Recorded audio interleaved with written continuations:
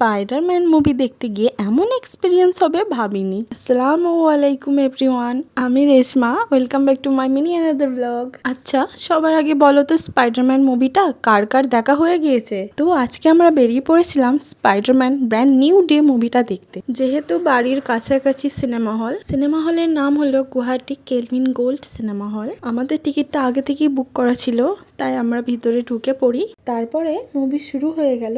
আমরা চোখে পড়ে নিলাম 3D গ্লাসটা।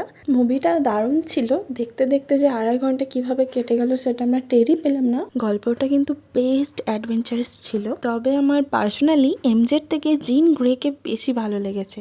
আচ্ছা, আমার মতো এইরকম কার কার হয়েছে? যাই হোক, মুভি দেখা তো ডান। মুভি দেখে আমরা বাড়ি যাওয়ার উদ্দেশ্যে বেরিয়ে পড়ি। যেহেতু সিনেমা হলটা আমাদের রেলগেটের ওই পারে, তাই রেলগেট পার হতে হয়।